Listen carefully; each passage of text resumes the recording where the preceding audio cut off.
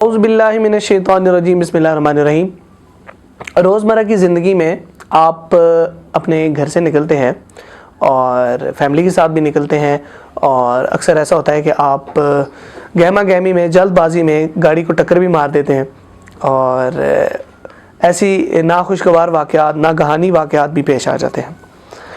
तो उन सूरत हाल से निपटने के लिए एक कानून बने हुए हैं। अगर गलती आपकी नहीं है, आपसे गलती हो चुकी है, नागहानी जिसको कहते हैं, तो उस सूरत हाल में आपने अपने आप को कैसे बचाना है और अपने बचाव का जवाब कब बनता है। हम सपोज़ करते हैं कि आप घर से निकले, अगर एक वाजिद नामी इंसान घर से निकला है और वो जल्दी में किसी इमरजेंसी में जाके गाड़ी को टक्कर मार चुका है। अब उसमें ये है कि आपके पास जवाब कब बनेगा कि जब आप अपने आप को बचाएंगे। उसकी ये सूरत होती है, किस कोर्ट्स में आप जाएंगे, किस थाने में आप जाएंगे, किस वकील के पास आप जाएंगे और क्या बताएंगे, वो सारी चीज़ें आज आपके सामने मैं रखूँगा। इसके अलावा मैं आपको वो चीज़ें बताऊँगा कि हमारी अदालतों की कितनी काइंड्स हैं, कि हम किस अदालत में जाके कौन सा केस दायर करेंगे। ये अक्सर लोगों को नहीं पता होता। फिर वो अपने रेफरेंसेस में फ़ोन करते हैं कि ये मसला हो गया है, तलाक का मामला हो चुका है, ज़मीन पे कब्ज़ा का मसला हो चुका है। अलावा ये मसाइल भी सुनने को मिले हैं कि कत्ल हो चुका है, लेकिन हमें नहीं पता अब इसका प्रोसीजर क्या है। बहुत ही ज़्यादा कुछ लोग जो अदालतों से ज़रूर होते हैं उनको नहीं पता होता, इस चीज़ का इल्म नहीं होता। तो मैं इसमें एक चीज़ आपको बताता चलूँ कि दो किस्म की कोर्ट्स हैं हमारे पास। पहली हमारे पास सिविल कोर्ट है, दूसरी हमारे पास क्रिमिनल कोर्ट्स। अब इनका मतलब क्या है, पहले मैं आपको सिविल कोर्ट का मतलब बताऊं। अक्सर लोगों ने अपनी ज़मीनों के केसेस लगाए हुए हैं जिनको दीवानी केसेस कहते हैं। लफ्ज़ दीवान से निकला है। दीवान का मतलब होता है मेहमान खाना। तो मेहमान खाना यानी मुग़ल दौर में जो दीवान केस होता था, यानी दीवान होता था, वो मेहमान खाने को कहते थे। और अक्सर जो अदब से मुंसलिक लोग हैं उनको इस बारे में इल्म है कि जो बैठक होती है उसको अक्सर दीवान खाना कहते हैं। तो जब बादशाह सलामत मुग़ल दौर में केस सुनते थे तो वो अपने या दीवान खाने में सुनते थे या चौकों चौराहों में सुनते थे क्रिमिनल केसेस को। तो ये चीज़ें वहाँ से ही चलती आ रही हैं कि सिविल लॉ का मतलब क्या है और सिविल कोर्ट्स जो होती हैं उनका काम क्या है। सिविल लॉ वो होता है कि सिविल लॉ का मतलब होता है कि जो आपकी दीवानी केसेस हैं जिसमें आपके ऊपर डैमेजेस हैं, आपकी जो, जैसे किसी ने सपोज़ करें, अगर मैं एक मिसाल आपको दूं कि ये पेन है, ये वाजिद ने मुझसे कब्ज़ा कर लिया था इस पेन पे, ये पेन मुझसे वाजिद ने कब्ज़ा कर लिया। तो अब मैंने कहाँ जाना है, अब मैंने किस अदालत में इस पेन, अपने पेन के हसूल के लिए जाना है। तो अक्सर लोग क्रिमिनल कोर्ट्स में चले जाते हैं। तो आपने जाना है सिविल कोर्ट्स में। सिविल कोर्ट्स में आपने केस नहीं बोलेंगे बल्कि आपने सूट फाइल करना है। अक्सर लोग सिविल केस बोलते हैं, ये लफ्ज़ गलत है। सिविल सूट बोलना है इसको। सूट का मतलब होता है, सूट ये वाला नहीं, जो आपका सूट का मतलब है उसका मतलब मुकदमा होता है। ये इसकी कोई टर्म्स होती हैं ग्रामेटिकल, जो लॉ के तालिब इल्म हैं, स्टूडेंट्स हैं, उनको इसका इल्म होना चाहिए। वो सिविल सूट दायर करेगा और कहेगा कि ये पेन मेरा है और मैं इसका तयन करना चाहता हूँ। अदालत फिर उसको कंसिडर करती है, यानी दीवानी अदालत। दीवानी अदालत इस केस को सुनवाई करती है और वो ये कहती है कि डिटर्मिनेशन ऑफ द राइट, वो कहती है कि इस केस को सुने और तयन करें कि इसका असल हकदार कौन है, इस पेन का असल हकदार कौन है। तो फिर वकील अपनी आर्ग्यू पेश करते हैं और जज जजमेंट करके फिर फैसला सुना देता है।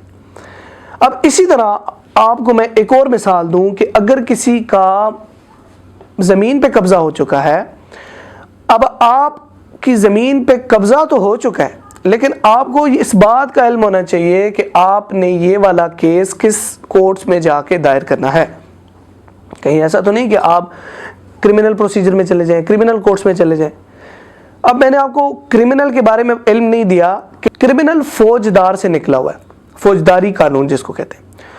अब फौज دار یہ پولیس کے سربراہ کو کہتے تھے مغل دور میں. یعنی عدالت جب اپنے چوکوں چوراہوں میں بیٹھ کر کسی بھی کرمنل کیس کو سنتے تھے تو وہ وہاں پر حکم دیتے تھے کہ فوجدار کو حکم، جو پولیس کے سربراہ ان کو حکم دیتے تھے کہ اس کو سزا دی جائے اور اس کو بری کر دیا جائے.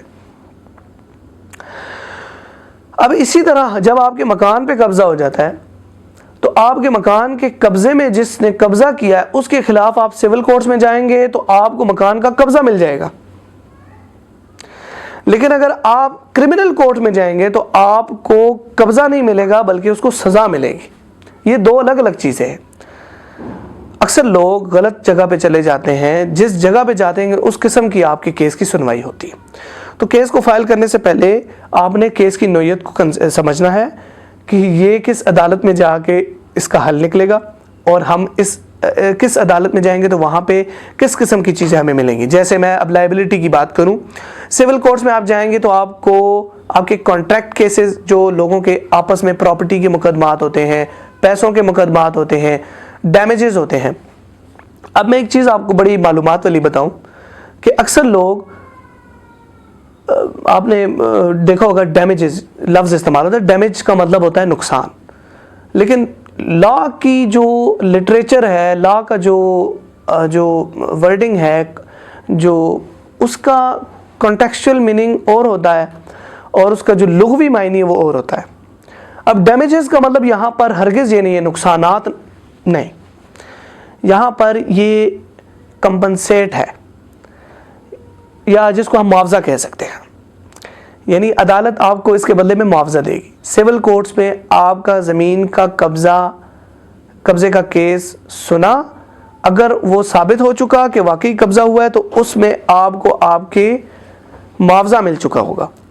اگر اس بندے نے 100 سال قبضہ رکھا اور پھر اس کے بعد آپ کیس جیت چکے تو 100 سال کا ہرجانہ، میں معاوضے کو ہرجانہ بھی کہہ سکتا ہوں، 100 سال کا ہرجانہ آپ کو وہ دے گا.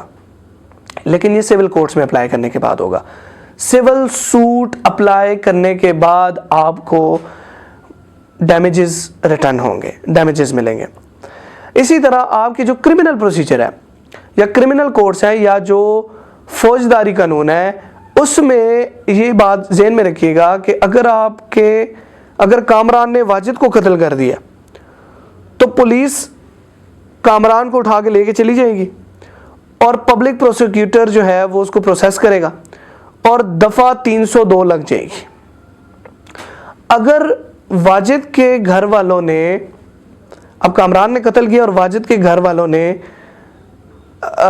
کوئی وکیل کرنا تھا، نہیں کیا، کوئی مسئلہ، لیکن جو پبلک پروسیکیوٹر ہوگا وہ حکومت کی طرف سے جو واجد جو مقتول ہے اس کی طرف سے وہ کیس لڑے گا. کہنے کا مطلب یہ تھا کہ کرمنل کورٹس میں کرمنل لا یعنی فوجداری کے جو مقدمے ہیں وہ جائیں گے اور سول کورٹس میں سول مقدمے جائیں گے، یعنی جس کو ہم دیوانی کیس کہتے ہیں. تو اسی طرح ہم مزید بھی آپ کے سامنے ویڈیوز پیش کریں گے. آج کی ہماری جو ویڈیوز تھی وہ کرمنل لا اور سول لا ان کے درمیان میں تھی. انشاءاللہ نیکسٹ ویڈیو میں آپ کو اجماع اور اس کی تعریف کے بارے میں بتاؤں گا. Thank you so much.